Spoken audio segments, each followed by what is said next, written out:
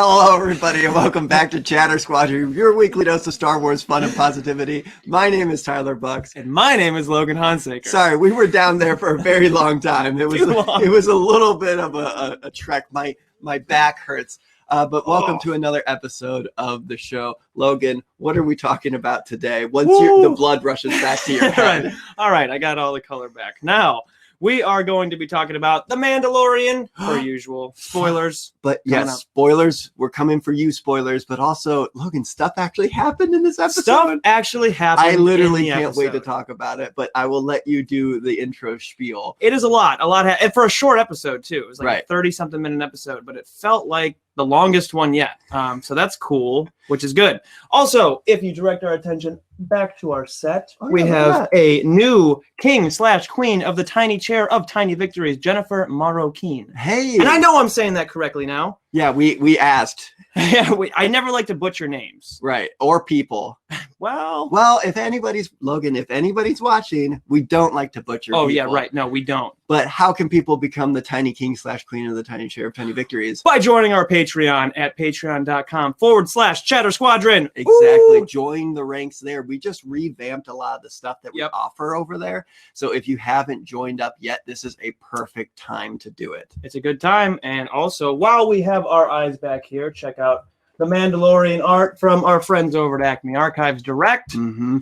Acme Archives Direct, like we always say, is Lucasfilm license. It's amazing stuff. They have a huge, wide arrangement of things. That's a word, and that's how people talk. But they have a lot of stuff to offer. So if you're getting closer and closer to what should I buy the Star Wars fan of my life, because we got Christmas coming up, you can get them some amazing Lucasfilm license art. Like we always mention, they come with their certificate of authenticity. That's what I was looking for.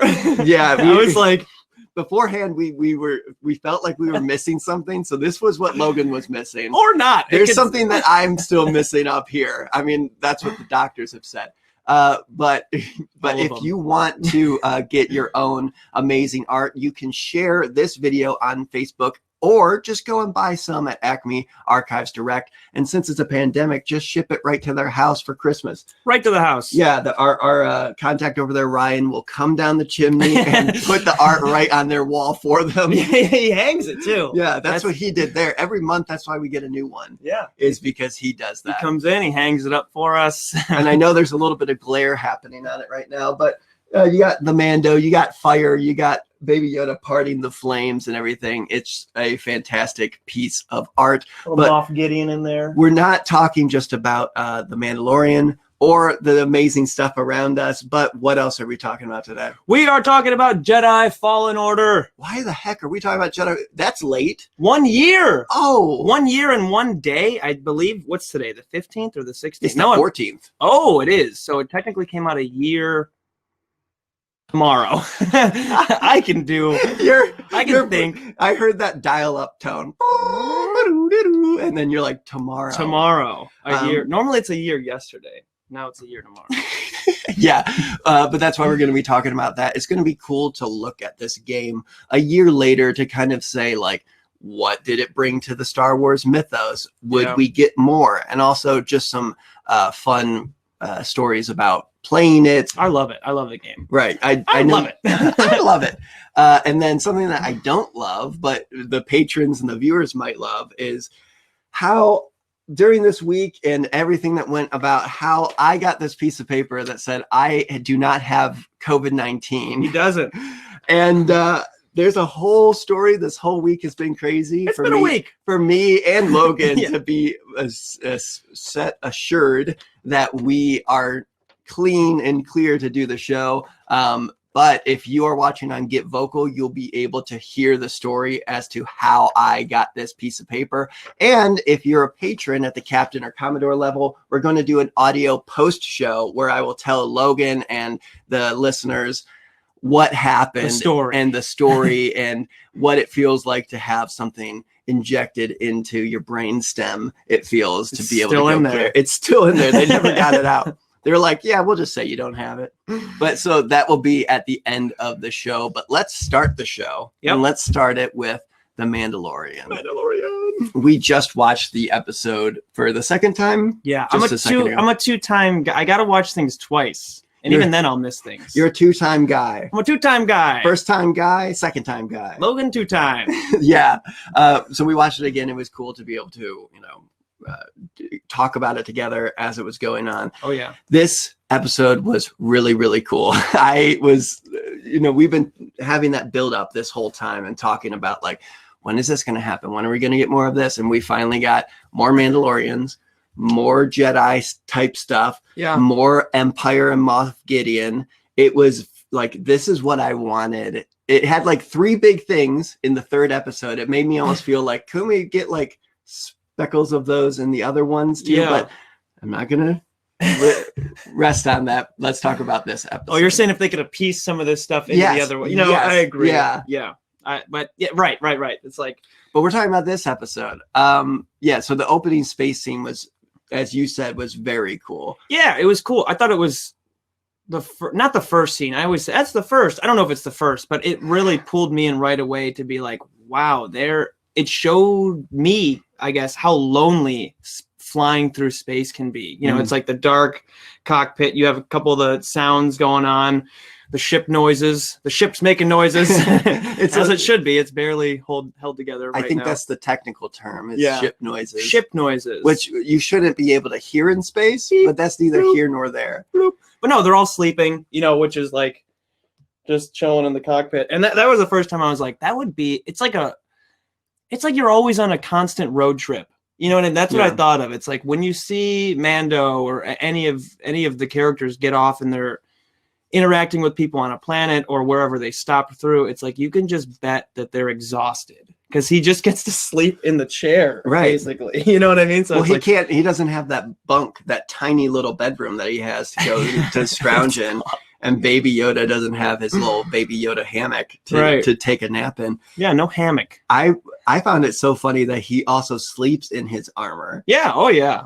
Yeah, he's not going to take it off.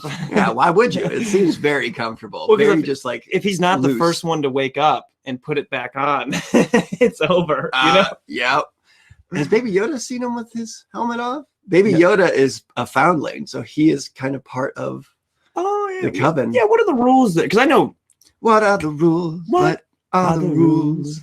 What are the rules? I don't know what the rules are. Well, I know he just took it off in front of the one droid in season 1. Yeah, but droids don't exist, so it's okay. And droids don't exist. You can't tell me they do. Come on. I won't even try. It was funny too when he was coming down, through the atmosphere and trying to land, and that one Mon Calamari mechanic is just standing in the exact same spot, just watching it fall. Even when it like teeters over into the water, right? He doesn't move at all. Just gets like the head shake, right, and walks away. But just for it to like, he's so close to it, it could have fallen onto him or something, or any of the debris could have fallen onto him. Well, like that, you're there. You have this aircraft just flying in at speeds which I'm not even gonna guess, and he's watching it, and then it's like that's all comes down, gets it in the water, and then it's like the head shake. It's like, I would be doing a lot more, and it's like, get everyone clear out, like this thing's gonna come down. Maybe that happens on a daily basis. That's what I'm saying. That has to happen all the time. He's seen it all, right? Yeah, that was cool, and I like that. He's gonna nail it, and then right into the water. Also, the crane that picked him up, the AT-AT, or it looked like it was part AT-AT with the legs. Half AT-AT, half crane. That's the coolest crane in the baby. galaxy, I think. I mean, I do tree work by day, and we use cranes. And if I could have an AT-AT crane on site, game changer. It would take a while to get it there, though. You would have to start like the next day.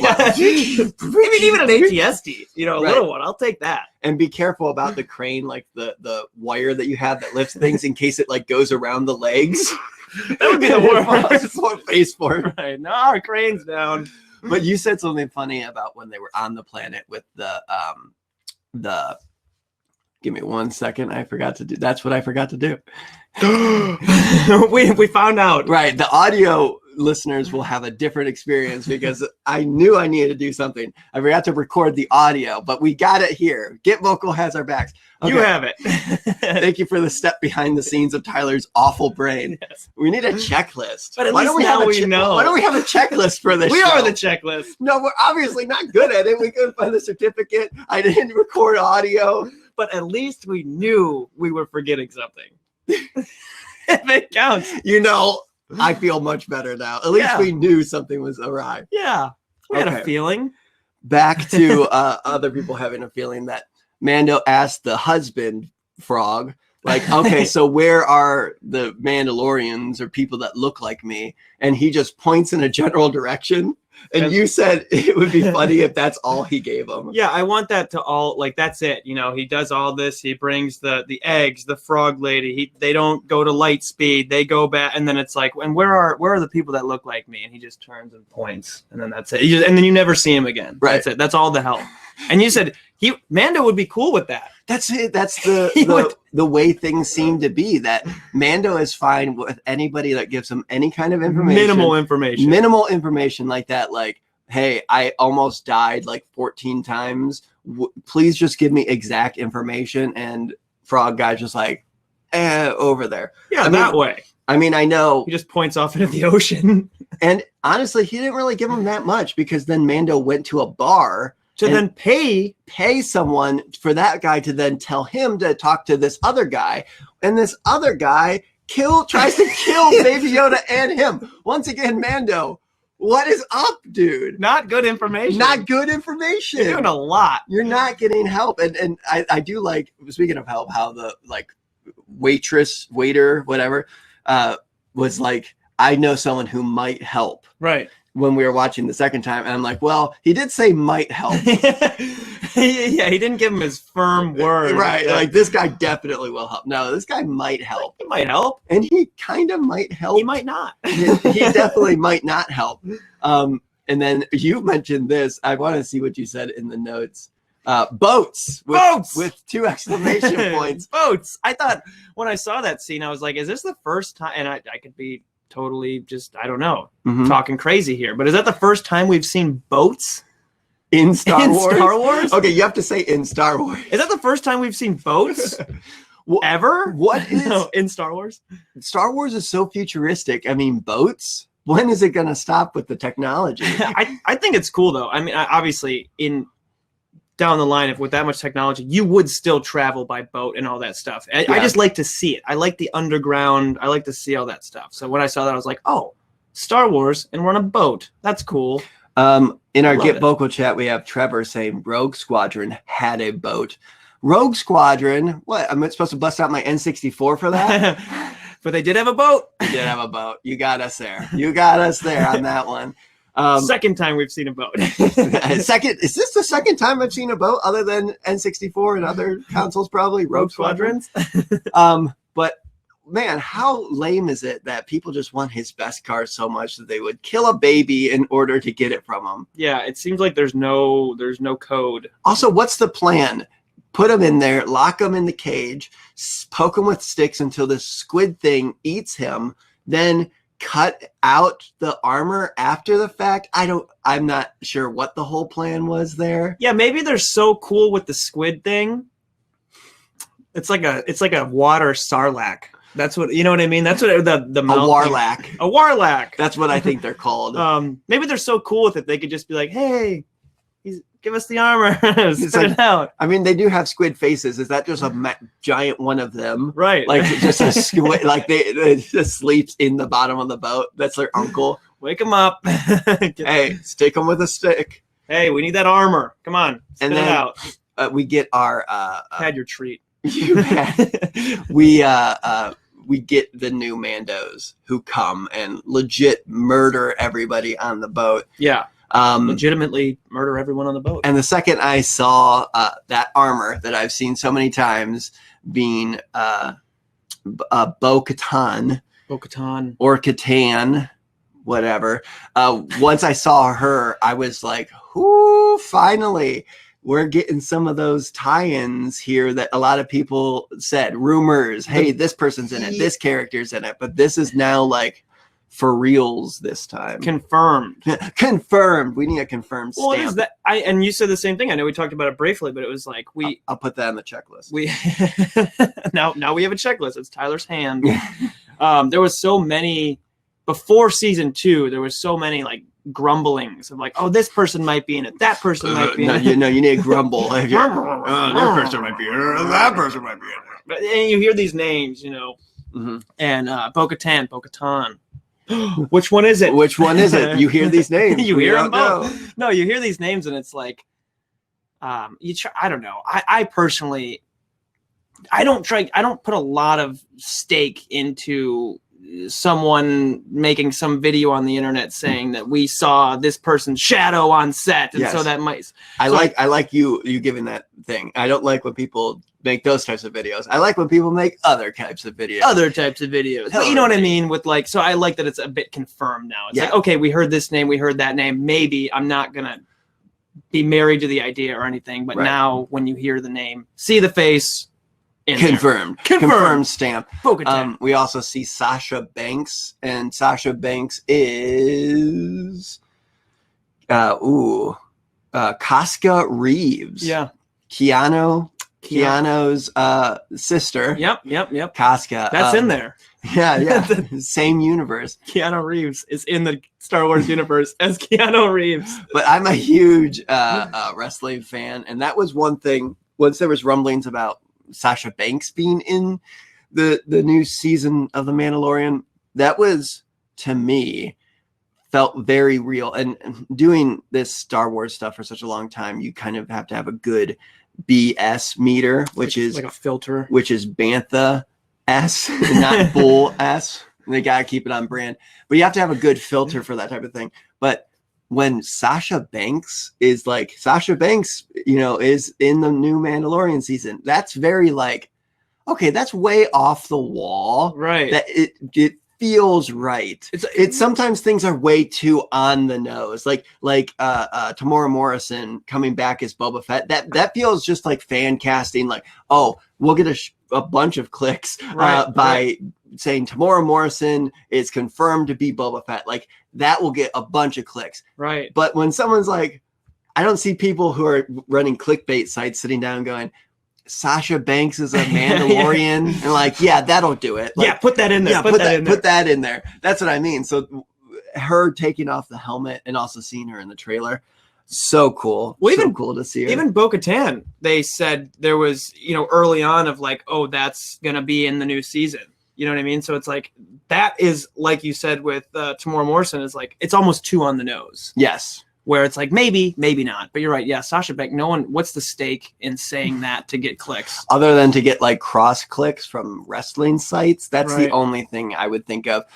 But really cool that they pulled in the whole subsex of the Mandalorians together. Because finally it's like, man, all these Mandalorians keep taking their helmets off and other stuff, but not in this. It's a whole big thing. Right. Finally, we get an explanation, and it's an explanation that makes sense. It makes sense, and it's so cool. It's so cool. It's like to tell someone like, hey, you're in a cult. Yeah, this isn't the way. There's more than one way, rather. Right.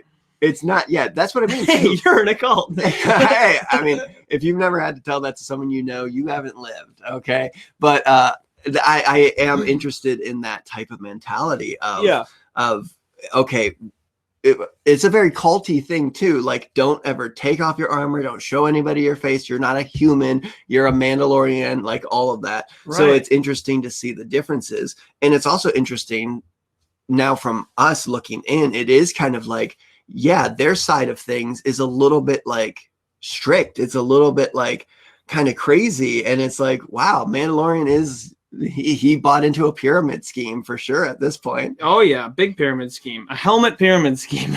Yeah, more like I don't even know, like a half eggshell scheme. A half eggshell scheme, and you can't take the half eggshell off. Yes, that's the scheme.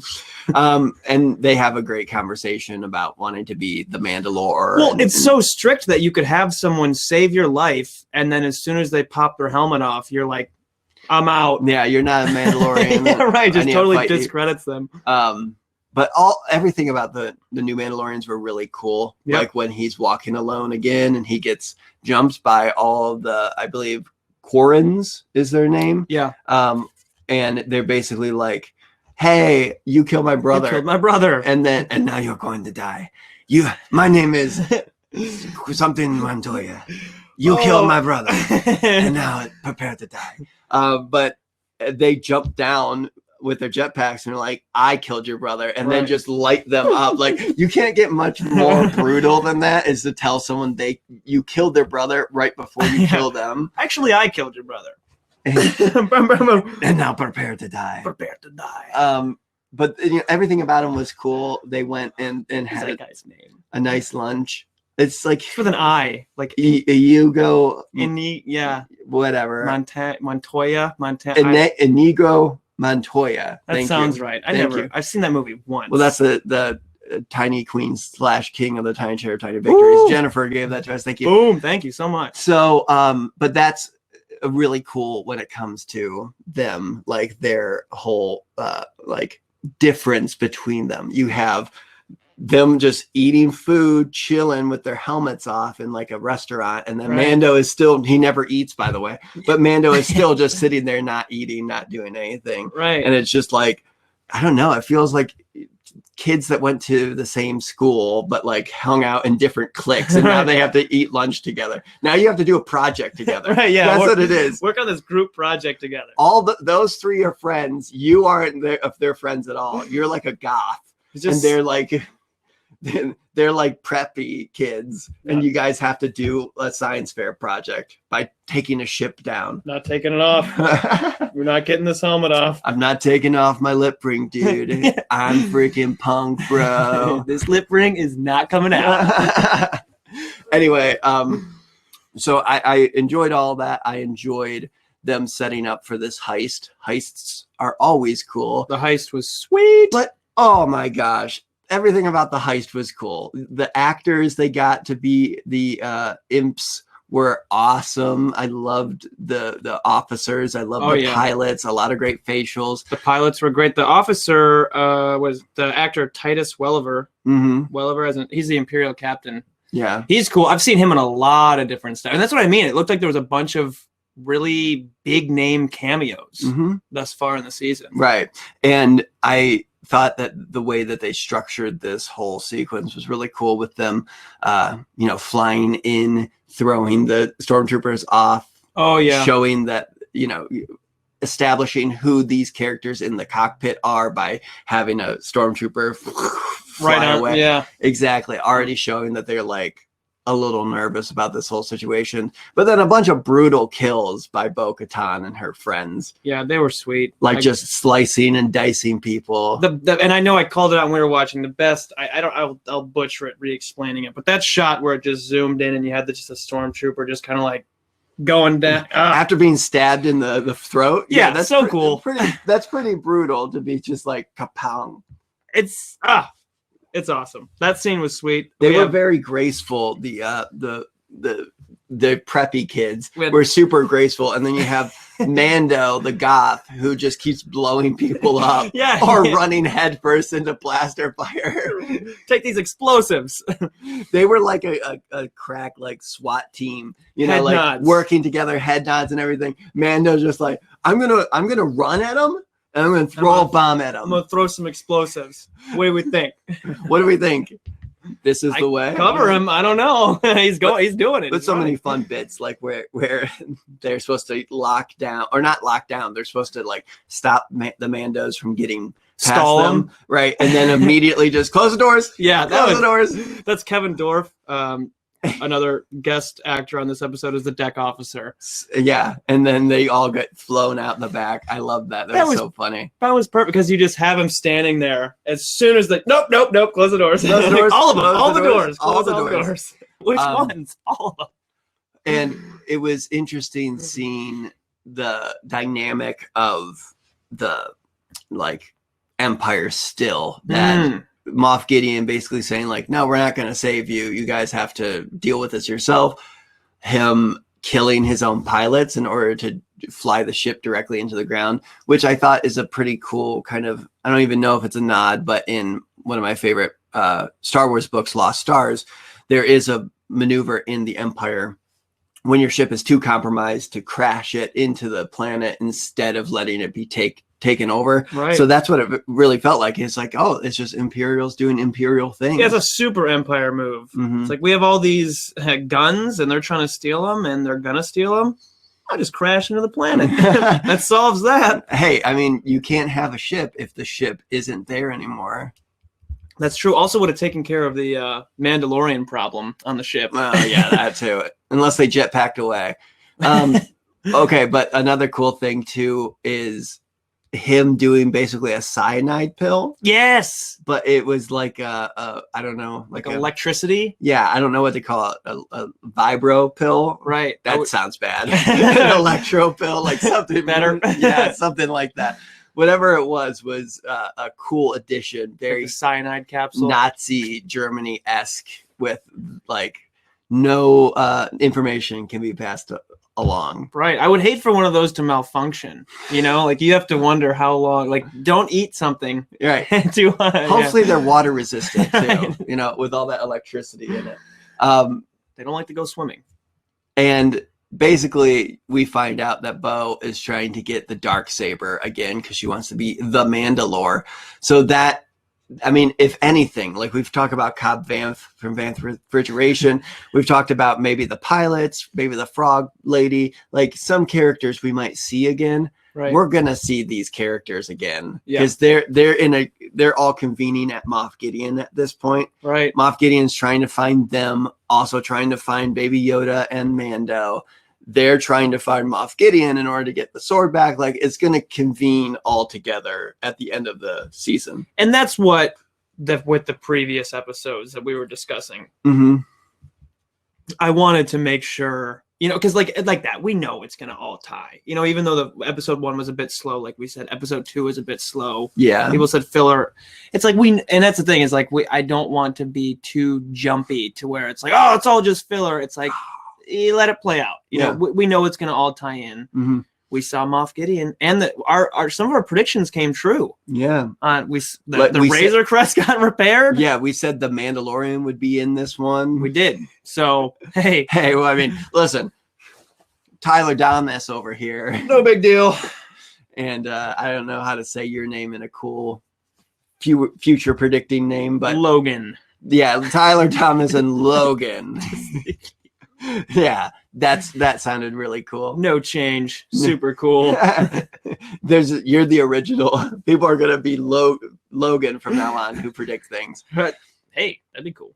But it was interesting to be able to see this new Mandalorian dynamic between him and other Mandos, and we're going to see them back, and we're going to see him on his way to Ahsoka Tano. Whoa.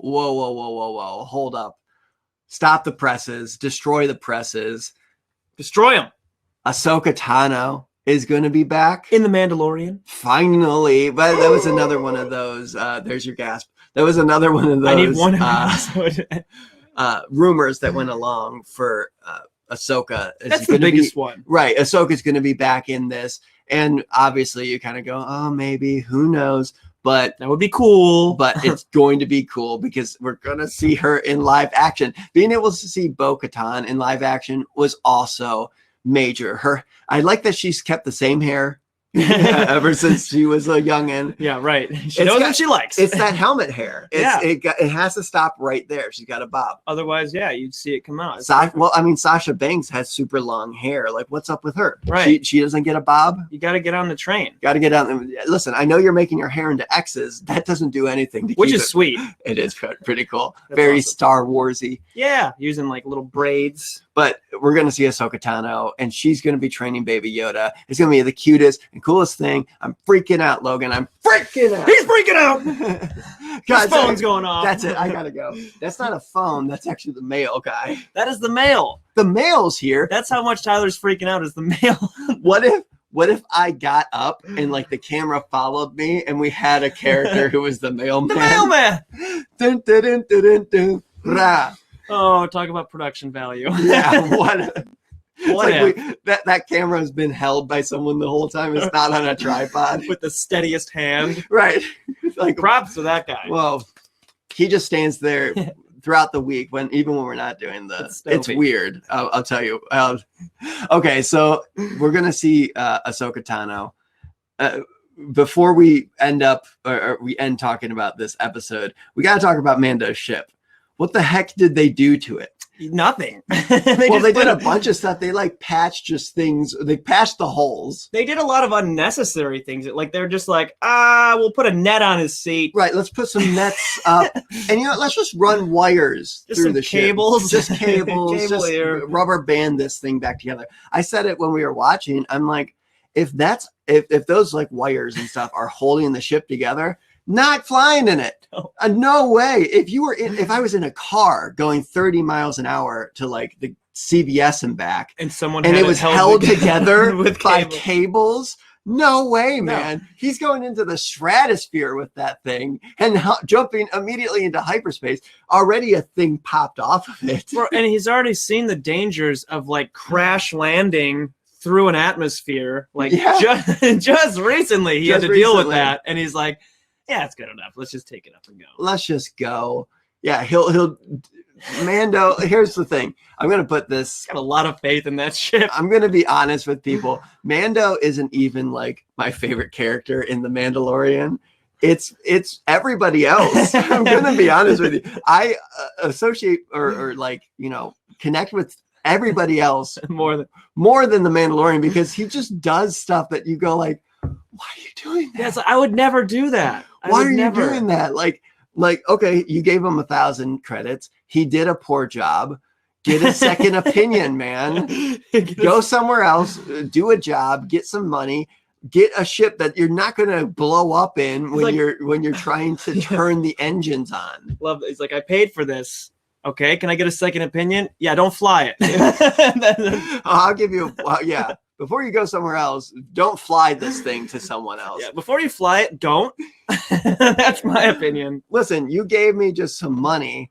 You didn't tell me to make it fly again. I put stuff all over it. I love how trusting he is, though. You know what I mean? Like, do you? I do you? That's interesting. Okay. I do. Well, it works out. It works out for him. But the thing is, it shouldn't. With the things that he has decided to just do. He defies all odds. Never tell him the odds, because even if you did, he wouldn't listen to him. He doesn't care. He's like, what are the odds? Really low? That'll work out. And it does.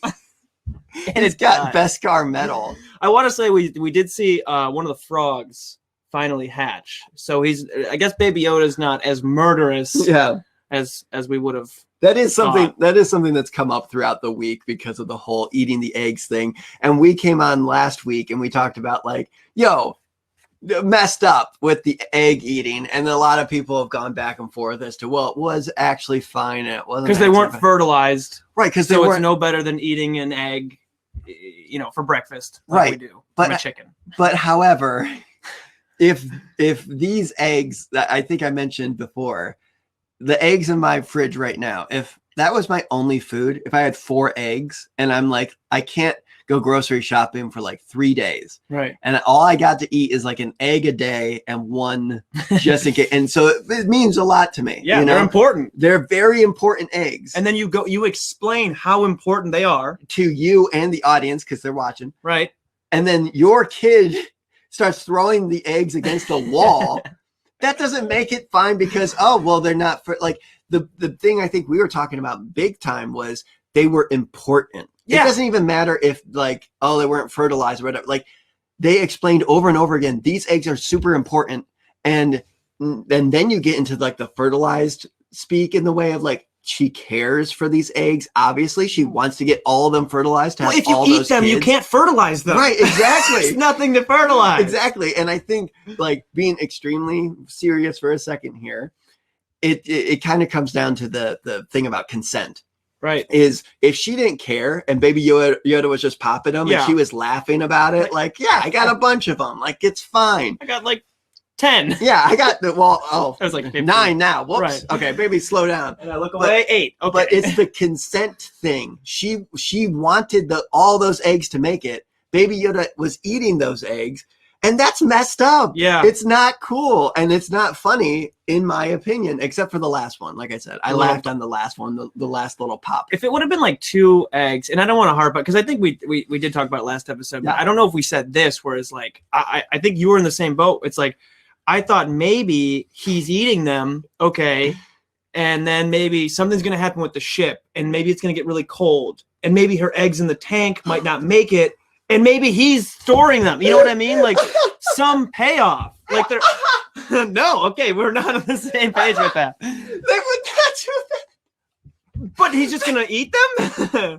That makes I was trying to draw something. I guess he's gone. We lost him. No way that they would write that. No way you have Dave Filoni being like, you know what's a good thing is if it gets really cold, but then he vomits the eggs back up, and she says, "Oh, thank you for eating my eggs."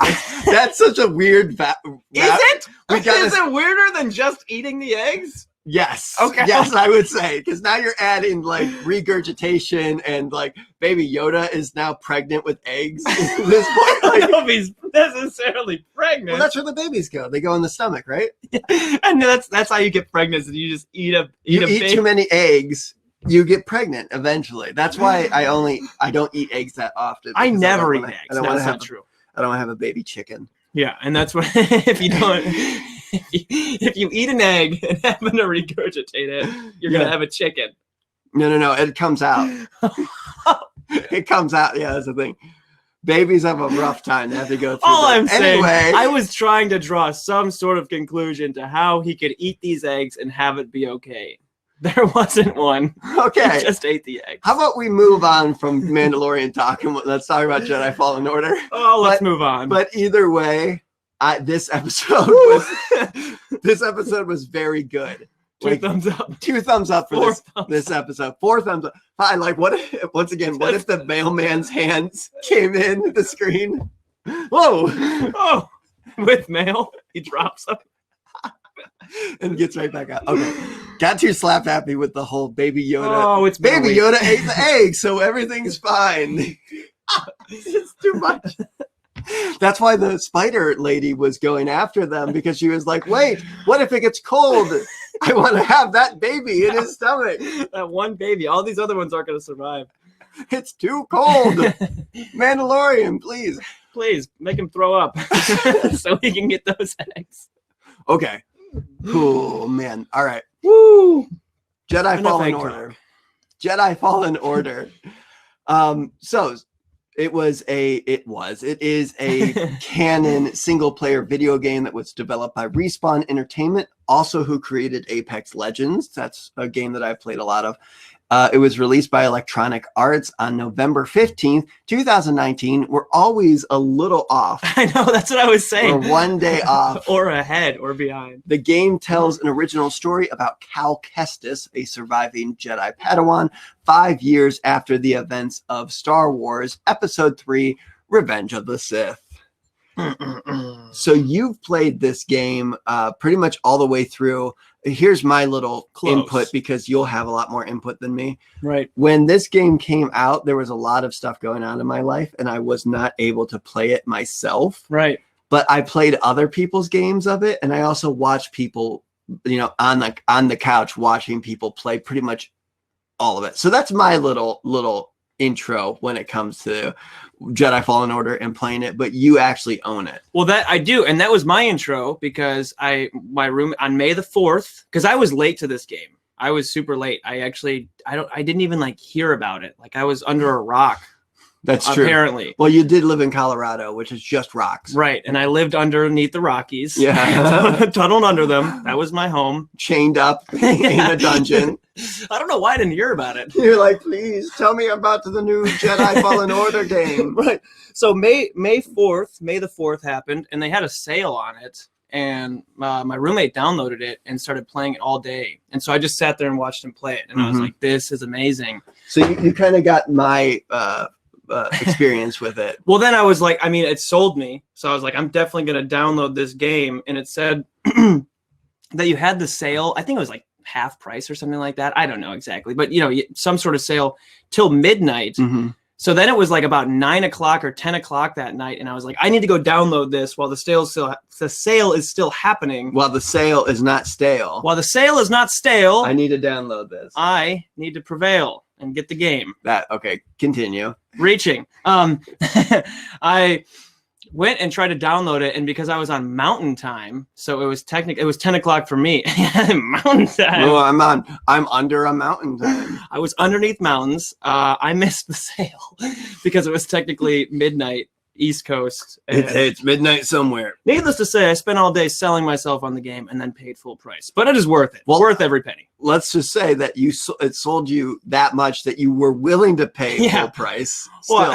Well, I was like, because that's the thing. I was like, oh, I missed the sale. I was like, well, I'm still getting the game. That was no biggie. But yeah, downloaded it. It was awesome. There's so much to say about it. Right. Well, let's continue saying some things about it. Here's the setup for the game. Around 14 BBY, 5 years after the end of the Clone Wars, former Jedi Padawan Cal Kestis works in a junkyard on the planet Abraka, scrapping ships from the Clone Wars, but is forced to use his force powers to save his friend, Prof, during an accident. Unbeknownst to them, the event was captured by a nearby Imperial probe droid, which transmits the footage to the Galactic Empire, revealing Cal's true identity to the Imperials. Stand assistance. The Imperials are... Oh, yeah? Is the probe droid. The Empire dispatches 2 Inquisitors trained by Darth Vader, the second sister and the ninth sister, to take down Kestis. While being pursued by the second sister, who kills Prof, Cal is rescued by Seer Junda, right? I'm terrible with names, but I think it's Seer Junda and Grease Dritas, and flees Bracca aboard Grease' ship, the Mantis, which is so cool. The Mantis is sweet. Seer tells him she is a former Jedi and knew Cal's Jedi master, Jaro Tapal. I would say Jaro. Jaro Tapal. Utapau. So he is the planet Utapau. That's the whole planet. Yeah. So that's the setup for the game. Really cool opening sequence. The whole thing is structured very well. And the idea of using your force to save somebody is really cool as a way to outsource somebody as a Jedi. Yeah, and it immediately gets you into the mindset of Cal. Like, you are scared for him right off the rip. Yes. As soon as they bring everyone in, line him up, he stares at him and totally gives himself away. And out of all those people lined up, it's him. Yeah. If you want to look unconspicuous in a lineup, this is not the way. Right. Well, and even he steps off the one ship, where they're all lined up, and just gets in and stares at him, and then it's like that guy was guilty. It's not him. But yeah, so they line him up. That was and then you have where what's his name? Prof. That's where he is killed. Cal reveals himself, and then through the whole time with a lightsaber. Yeah. Sorry, I just had to help you out there. Cal reveals himself as a Jedi. There we go. Okay. Whew. I always like to not finish my sentences, and they could just go anywhere. Cal reveals himself as a Jedi, and that's where he said he's saved by Seer. That scene is cool too. Getting to her ship with the whole, it's like a train type of thing, and you're kind of climb. Everything's exploding. You're climbing. Mm-hmm. Super cool. Very felt. What's the Uncharted? Oh, with all a lot of platforming and and you're climbing up this, and then it breaks, and I have to jump to that, and it falls. It's very fast paced. Mm-hmm. Super cool. And it's cool as somebody who does run from Inquisitors on a daily basis myself. Right. That's exactly what it's like. So they did a lot of good research into that. Just jumping to different things that break. Different things that break, explode. Only when they're breaking. That tends to be the case. You don't like to jump on stable things. No. I mean, what's the fun in that? Right. What are some interesting points about the game, though? So some cool things. Cal and his new friends travel across the galaxy, tracking down places that are linked with the Force, mostly ruins and temples. Yeah, those ruins and temples. Yes. Tracking down remains of the Jedi Order. We get to see cool places, familiar places such as Dathomir, Kashyyyk, and Ilum, as well as not so well-known locations such as Zephos Braca, like we said, where it takes place. Braca. The scrap planet, and Mustafar's oceanic moon, Nerd. Oceans are nerdy. Oceans are kind of nerdy. I love oceans. Really? Yeah. Which one? 11, 12, or 13? Well, we know less about oceans than we do about space. The more you know. Oh, so that's cool. Here's some other cool things. Let's say more or less. We know less about oceans. I don't know what I said. We also see the return of the Night Sisters, as well as other aspects of the Force, such as holocrons, and you have Saw Gerrera and Inquisitors, all big things returning to this game. Of course, Saw Gerrera we see on Kashyyyk, and he talks, I love Saw Gerrera. I'm Saw Gerrera. Hey, Saul, breathe in. What? Oh, wow. Just normal. It's like just take one breath in. He hasn't breathed since the Clone Wars. It's like since my sister died in front of me, I haven't taken a breath. Take a breath. Oh, that's guys. That's why he has that thing in Rogue One, that breathing thing, because he does it just puts oxygen into him. He doesn't actually inhale. It's just immediately normal. Lies every day more. Lies. It's like, there it is. You should breathe more.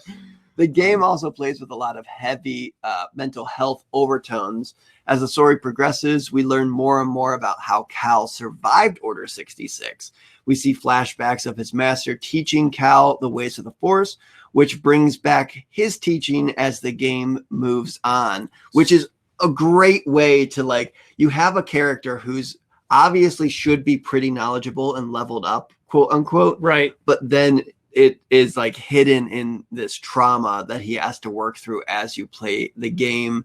Brilliant. He relearns how to use the Force as he faces the trauma of losing his master. He eventually breaks through his pain by making peace with the way he survived the Purge. Another amazing storytelling aspect, because you follow this little story, his backstory, and you do want to know how he survived the Purge. Right. And to have like two cool plots going on at the same time that are also pivotal to how the game works. Right. Super masterfully done, really well written. Yeah, because you get that. It's a very cool way to enter into that almost like tutorial type of people setting it up, showing you how to jump. Oh, this is how you wall run. But like you said, it's things he already knew. Why doesn't he know this stuff? Right. Obviously, because everything he's gone through. I also, even before this game came out, I think ever since Revenge of the Sith, I've always wondered how it would be to have been a Padawan, you know, a youngling at the time, survived, and see how that would pan out. You know what I mean? Like, there's a lot of story to be pulled from that type of thing, because it's happened a couple times now, majorly with Cal, but also Kanan from Rebels. He was a youngling Padawan when his master got killed and Order 66 happened, and then now we see him as an older adult. So I love to see things from different points of view. I think that's where it like is hitting it for me, because it's like, obviously we've seen how Order 66 went down from Anakin's point of view, Obi-Wan, you know, everyone in the movie, but it's like, how would it be from a child's point of view? Right. How would they get through that? And that's the thing. The game does play with a lot of like PTSD sub themes, and like you can just tell that he is dealing with a lot of stuff here, and he's probably dealing with some survivor's remorse. Right. PTSD symptoms connected with the issues that Cal faces in the game are very similar to standard PTSD problems. Here's just some of the symptoms.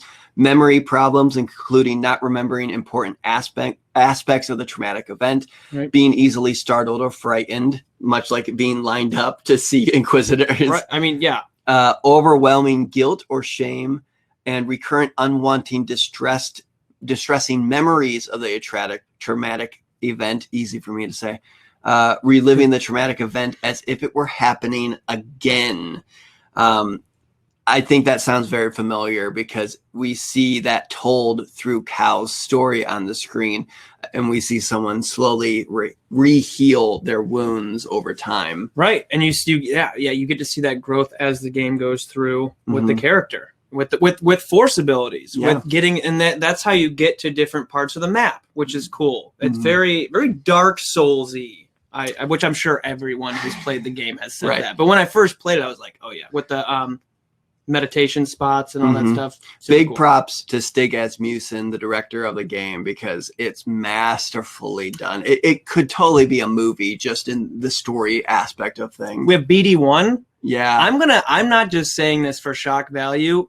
Favorite droid, BD1. That's it. I'm leaving. He's gone. Go with the mailman. This is worse than when you said that Baby Yoda was storing the eggs in his stomach in case it got too cold. I didn't know how they were going to have that make sense, and they didn't. But no, seriously, because if I had a droid, let's say we're in the Star Wars universe, I don't know. I mean, I guess if we're talking like Revenge of the Sith R2-D2, where he's just like shooting oil everywhere and jetting everyone and like owning it. He's cool. But other than that, it's like, I think I would even take BB-8 over him because BB-8 can, it makes sense. He can go anywhere. You know what I mean? Like, it makes like that. It makes sense. It just makes sense. It just makes sense. But if I did have a droid, I would want him right there, perched up on my shoulder, and he could also run around and do stuff, but he's just kind of chilling. Like that's what it's like a little, I don't know. It's like a little droid, like a little droid monkey, you know, like a little droid parrot. No, I mean, that is the truth. I do like the kind of smaller droids, and man, he was very utilitarian, this droid. Yeah. So no, I'm a big fan of him. I think if I played the game more, I would like him more. I mean, it's obvious, though, we can agree on this. The worst droid companion to have would be a protocol droid like C-3PO. Yeah.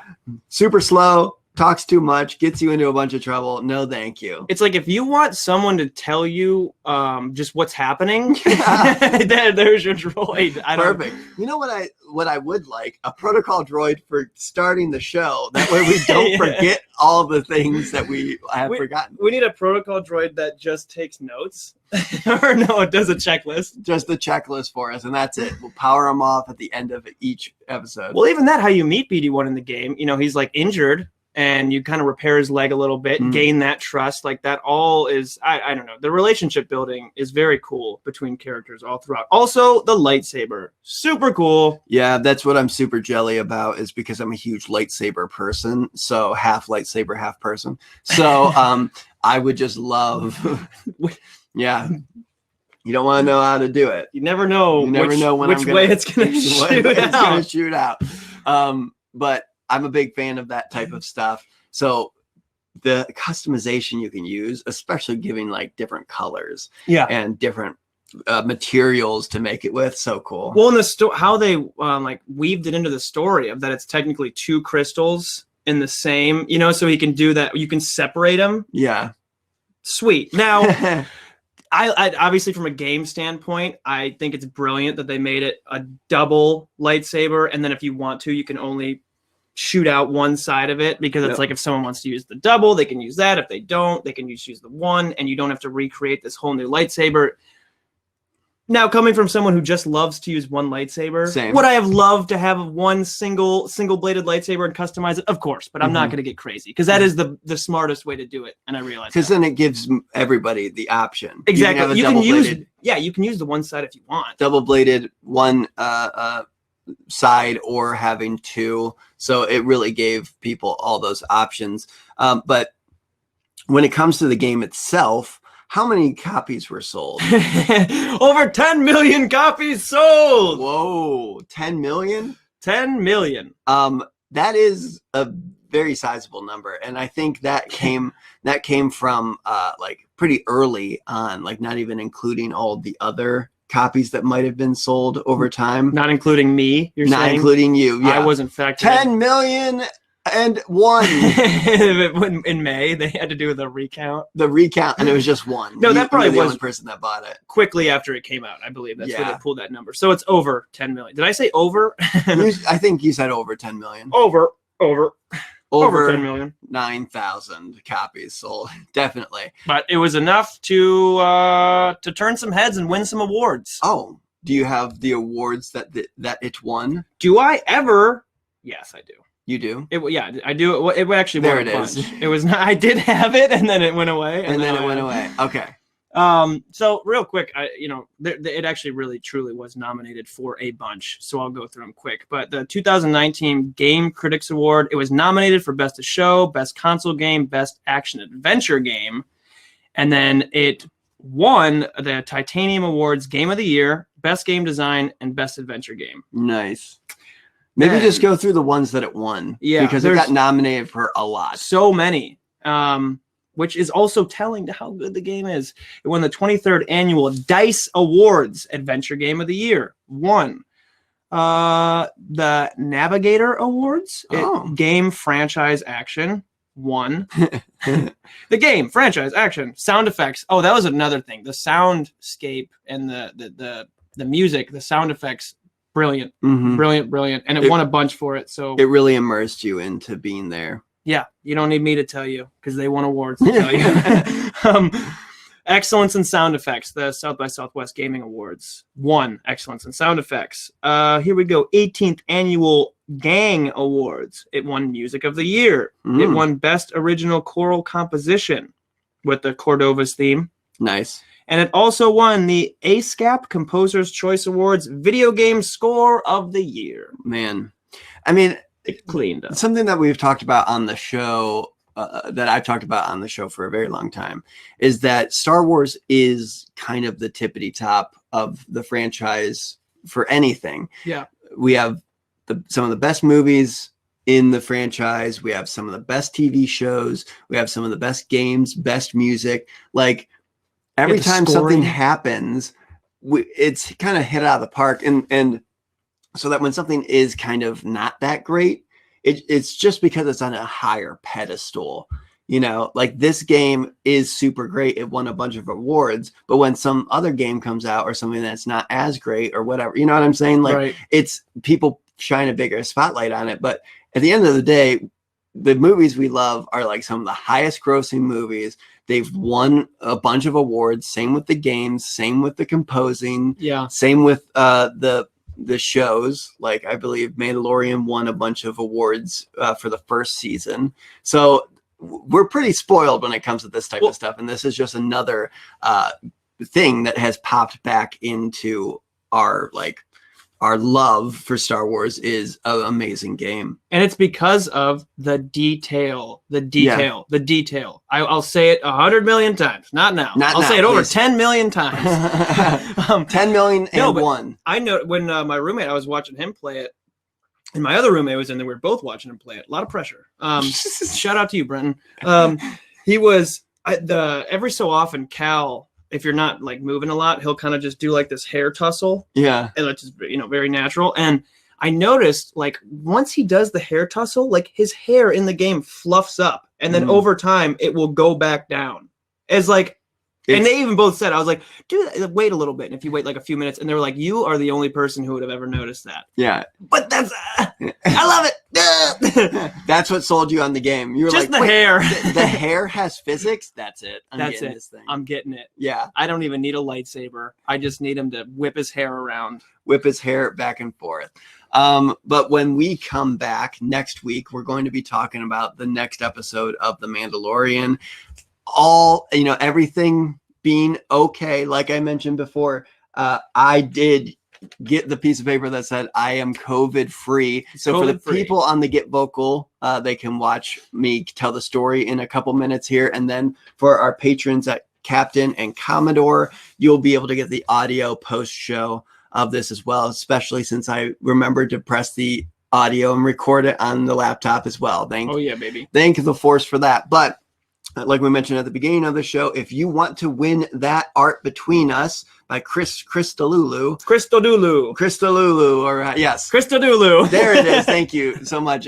Go to our Facebook, share this video, share it with your friends, tell people about Chatter Squadron, tell people that they can also win that by sharing it. And also, if it's getting, you love that piece of artwork, but it's getting close to Christmas time and you want to send it to somebody or ask somebody to get it for you, go to acmearchivesdirect.com. You can send it to me. So much of their stuff. Send it to you. I don't know. You have one. It's right there. I want to. I want to. Okay. So sorry. But yeah, check out Acme Archives Direct. They are amazing for giving us this amazing art to give out to the amazing viewers. All of the art on there is sweet if you check it out. I know we've harped on it before, but you can't harp on it enough. It's super cool. Check it out. You will find something. You'll find it. Yes, you will buy too many things if you go.